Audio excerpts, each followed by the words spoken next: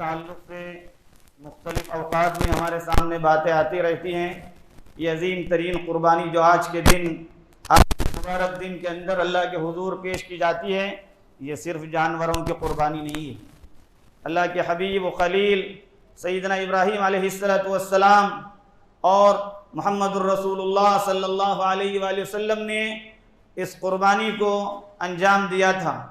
اللہ کے نبی سیدنا ابراہیم علیہ السلام کو جب ان کے بیٹے کو قربان کرنے کا حکم دیا گیا تھا، اللہ کو ان کی یادہ اس قدر پسند آئی کہ وَتَرَكْنَا عَلَيْهِ فِي الْآخِرِينَ فرمایا کہ آخر تک آنے والوں کے لیے اس قربانی کے عمل کو جاری فرمایا. چنانچہ اللہ کے نبی صلی اللہ علیہ وآلہ وسلم نے خود قربانی کی، اپنے ہاتھ سے قربانی کی، اللہ کا نام لے کر اللہ کی بڑائی، کبریائی، تکبیر کہتے ہوئے آپ نے جانور کی قربانی کی. اور پھر یہ بھی فرمایا کہ آج کا دن جو یوم النحر کہا جاتا ہے، جس دن جانوروں کو ذبح کیا جاتا ہے، اللہ کو سب سے پسندیدہ عمل اگر کوئی ہے تو وہ یہ کہ صاحب استطاعت لوگ اللہ کے حضور اپنے جانور کی قربانی پیش کریں. اس قربانی پر کیا اجر و ثواب ملنے والا ہے؟ احادیث کی کتابوں کے اندر اس کی تفصیلات ملتی ہیں کہ اس جانور کے جسم پر جتنے بھی بال ہیں، اون ہیں، ہر بال کے بدلے اللہ تعالیٰ اس بندے کو نیکیوں سے نوازتے ہیں. قربانی کے احکامات اور اس کے مسائل تفصیل سے آپ کے سامنے بیان کیے جاتے رہتے ہیں. عمر کا خاص طور سے خیال رکھنا چاہیے. چھوٹے جانوروں میں اس کی جو ہے بکرے وغیرہ ہیں 2 سال، اگر دمبا ہے تو 1 سال پورا ہونا ضروری ہے.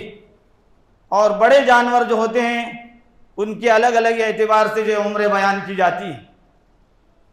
اسی طرح سے ہمیں یہ سمجھنا چاہیے کہ یہ قربانی جو اللہ کے حضور ہم پیش کر رہے ہیں، اللہ تعالیٰ اصل میں ہمارے دلوں کا تقوی جاننا چاہتے ہیں.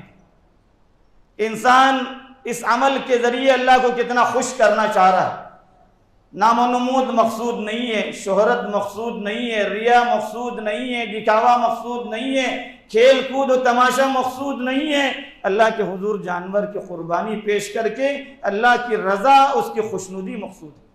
لَن يَنَالَ اللَّهَ لُحُومُهَا وَلَا دِمَاؤُهَا وَلَكِنْ يَنَالُهُ التَّقْوَىٰ مِنْكُمْ. اللہ کو ہرگز تمہارا خون اور گوشت نہیں پہنچتا، تمہارے دل کا تقوی اللہ تک پہنچتا ہے. اللہ جاننا چاہتے ہیں کہ اس بندے کے دل میں کتنا اللہ کا خوف ہے. اس قربانی کے ذریعے ہمیں اپنے تقوی کا اللہ تعالیٰ جو ہے ہمارا امتحان لینا چاہ رہے ہیں. قربانی کے ذریعے ہمیں یہ سبق سکھایا جا رہا ہے کہ اللہ کے نبی سیدنا ابراہیم الخلیل نے کیسی قربانی پیش کی، دین کے لیے انہوں نے کیا کچھ برداشت کیا. پوری قوم مخالف ہو گئی، ایک آدمی بھی آپ پر ایمان لانے کے لیے تیار نہیں تھا. لیکن اللہ کے نبی اپنے راستے سے ہٹے نہیں، مضبوطی سے قائم رہے. آگ میں پھینک دیا، آگ میں ڈال دیا، سب کچھ برداشت کیا. اور جب قوم سے وہاں سے نکالا یا وہاں سے نکلے، عراق سے نکلے، آپ کے ساتھ آپ کی بیوی، آپ کے بھتیجے سیدنا لوط علیہ السلام، یہ 3 آدمی کا قافلہ، سالوں کی محنتوں میں صرف یہی 3 لوگ مسلمان ہوئے. خود ابراہیم علیہ السلام، ان پر ایمان لانے والی ان کی زوجہ اور ان کے بھتیجے سیدنا لوط علیہ السلام. لیکن اللہ کے نبی نے پیچھے ہٹنا گوارا نہیں کیا. پھر جب آپ فلسطین میں آئے، مدتوں کے بعد بچہ پیدا ہوا تھا. فلما بلغ معه السعي قال يا بني اني ارى في المنام. بچہ جب بڑا ہوا، چلنے پھرنے کے لائق ہوا، کچھ ہوش سنبھالا بچے نے، اس بچے کو کہہ رہے ہیں مجھے اللہ کی طرف سے حکم آیا کہ تجھے قربان کر دوں. وہ بھی تیار ہو گئے. اللہ تعالیٰ کو آپ کا یہ عمل نہایت پسند آیا. آسمان و زمین پریشان، دنیا کے آسمان کے فرشتے پریشان ہیں کہ ابراہیم کیا کرنے جا رہے ہیں. مینا کی وادی میں لے جا کر بچے کو لٹایا، ان کے گردن پر چھری چلائی، لیکن جو ہے اللہ کو مقصود کچھ اور تھا. وَفَدَيْنَاهُ بِذِبْحٍ عَظِيمٍ. اللہ کو عمل اتنا پسند آیا، بعد کے لوگوں کے اندر بھی یہ قربانی کا عمل جاری ہوا.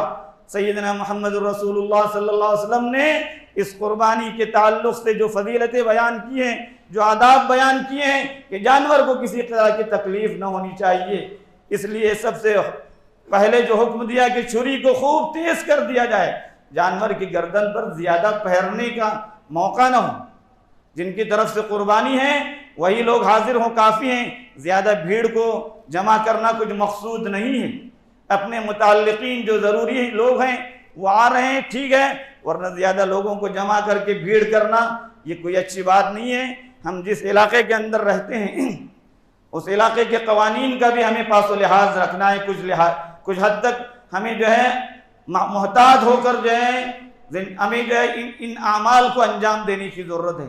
شریعت کے احکامات پر عمل کرنے سے کوئی نہیں روکتا، لیکن ہمیں اپنے طور پر اپنی بے راہ رویوں کو چھوڑ کر کے اپنی نفسانی خواہشات کو قربان کر کے ہمیں جو ہے قربانی کرنی، اور قربانی کے عمل سے یہ سمجھنا ہے کہ ہمیں زندگی بھر یہی سبق دیا گیا ہے کہ ہم اپنی خواہشات نفسانی کو قربان کرنا سیکھیں۔ عہدہ و منصب کے خاطر ہم سب کچھ قربان کرتے ہیں، اگر عہدہ و منصب کو بھی قربان کرنا پڑے ہم اس کے لیے بھی راضی ہوں، اصل مقصود ہمارا اللہ کی رضا و خوشنودی ہو۔ دوستو اور بزرگوں، ہمیں اس وقت سب سے بڑا چیلنج جو ہے وہ یہ ہے کہ ہمیں اپنے دین پر مضبوطی سے قائم رہنے کا ہے۔ ہمیں اچھی طرح سے جاننا چاہیے کہ اللہ نے اس دین کو مکمل کیا ہے اور یہ دین قیامت تک رہے گا۔ اللہ نے اپنے نبی پر جب آپ میدان عرفہ میں تھے یہ آیت کریمہ نازل فرمائی تھی، اليوم اکملت لکم دینکم واتممت علیکم نعمتی ورضیت لکم الاسلام دینا۔ دین کو آج کے دن ہم نے آپ کے لیے مکمل کیا، ہماری نعمتوں کو مکمل اور تمام کیا، تم سے دین اسلام سے ہم راضی ہوئے۔ یہ اللہ کا اعلان ہے، اللہ نے اس دین کو مکمل کیا ہے، اس دین کو قیامت تک رہنا ہے، اس دین کے مطابق زندگی گزارنا ہے، شریعت کے حکموں کے مطابق زندگی گزارنا ہے، اپنی عبادات کے لحاظ سے ہو، معاملات کے لحاظ سے ہو، معاشرت کے لحاظ سے ہو یا کسی اور لحاظ سے ہو، ہمیں اللہ کے نبی کی زندگی کے اندر پورا اسوہ اور پورا نمونہ موجود ہے۔ ہم اسوے اور اس نمونے کو اپنے لیے واقعاتاً اسوہ سمجھیں گے تو اس کے مطابق ہم زندگی گزارنے والے ہوں گے۔ ہمیں موجودہ حالات کے لحاظ سے جو سب سے بڑی ہماری ذمہ داری ہے کہ ہم نے اس دین کا صحیح تصور ابھی برادران وطن کے سامنے پیش نہیں کیا، یہ ہماری سب سے پہلی ذمہ داری تھی۔ ہم نے اس کے اندر کوتاہی کی، اللہ کے نبی کی شخصیت کے تعلق سے ہم نے صحیح تعارف نہیں کرایا، جس کا نتیجہ یہ ہوا کہ لوگ اللہ کے نبی کی شخصیت کے مقام کو نہ جانتے ہوئے اللہ کے نبی کی شخصیت کے تعلق سے اپنی زبان سے نازیبہ کلمات نکالنے لگے۔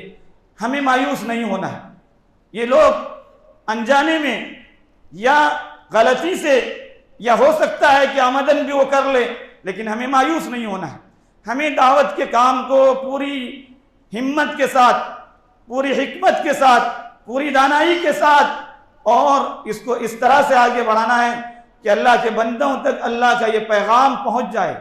خدا کی کتاب جس کو اللہ نے قیامت تک آنے والے انسانوں کے لیے ہدایت بنایا، اور اللہ کے آخری نبی جن کو اللہ تعالیٰ نے قیامت تک آنے والے انسانوں کے لیے نمونہ بنایا، ہمیں اللہ کے نبی کی شخصیت کے تعلق سے بھی، قرآن پاک کے تعلق سے بھی، اسلامی تعلیمات کے تعلق سے بھی لوگوں تک اس پیغام کو پہنچانا ہے۔ اس کے لیے سب سے پہلی ذمہ داری ہماری اپنی ہے کہ ہم اسلامی تعلیمات پر خود پورے طور پر عمل کرنے والے ہوں۔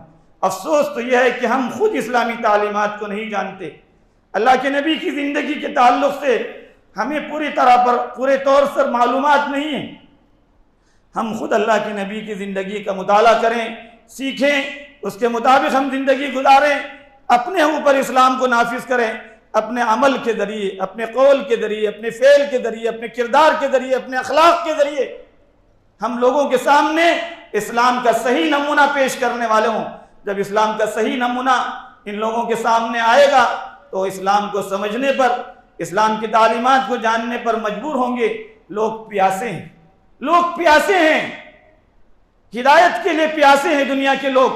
ہمیں ان لوگوں تک اسلام کی تعلیمات کو پہنچانا یہ ہمارا لازمی فریضہ ہے، ہمیں اس کے اندر قطعاً کوئی کوتاہی نہیں کرنی ہے۔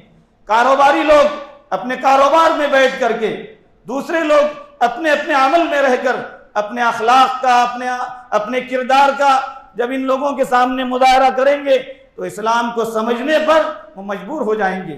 ہم نے اسلام کی تعلیمات کو خود اپنے اوپر نافذ نہیں کیا، جس کا نتیجہ آج ہم دیکھ رہے ہیں کہ لوگ اسلام سے متنفر ہو رہے ہیں، مسلمانوں کے عمل کو دیکھ کر، مسلمانوں کے طرز کو دیکھ کر کے اسلام سے متنفر ہو رہے ہیں۔ حالانکہ اسلام وہ نہیں جو ہمارے بہت سے لوگ کرتے ہیں۔ اسلام نے دنیا کے اندر آنے کے بعد امن و امان کو عام کیا، بھائی چارگی کو عام کیا، اور اسلام نے دنیا کے اندر سکون و اطمینان کو عام کیا، تہذیب و تمدن کو عام کیا۔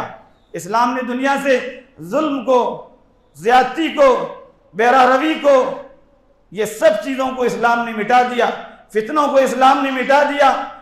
وہی اسلام آج بھی موجود ہے، اللہ کی کتاب میں، اللہ کے نبی کے احادیث کے اندر موجود ہے۔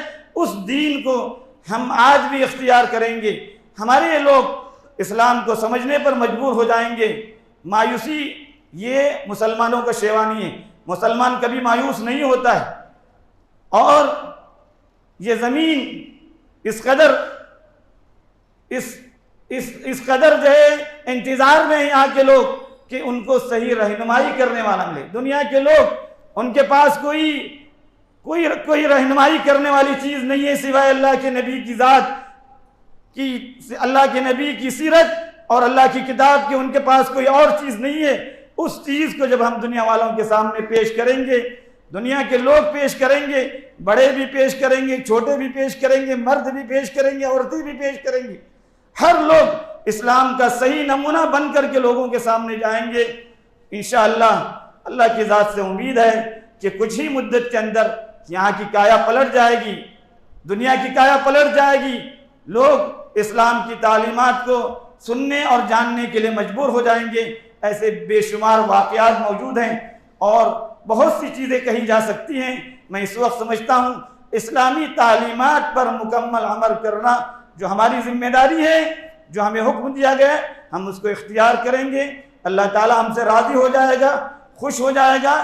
آج کے دن اللہ نے جو برکتیں، رحمتیں اور خیر اللہ نے نازل کیا ہے، اللہ سے دعا ہے کہ اللہ تعالیٰ ان تمام خیر اور برکتوں اور رحمتوں میں ہمیں پورا حصہ نصیب فرمائے۔ امن و امان کو ہمارے اس ملک میں اللہ تعالیٰ امن و عام کرے، اور اللہ تعالیٰ پوری دنیا کے اندر خیر اور رحمت کی ہوائیں چلائیں، ہم کو ایمان کی سلامتی عطا فرمائے، ایمان پر ہم سبوں کو اپنے وقت پر خاتمہ نصیب فرمائے۔ آمین وآخر دعوانا الحمدللہ۔ تقبل الله منا ومنكم عيد مبارك علينا وعليكم. تقبل الله منا ومنكم عيد مبارك علينا وعليكم. تقبل الله منا ومنكم عيد مبارك علينا وعليكم. تقبل الله منا ومنكم عيد مبارك علينا وعليكم.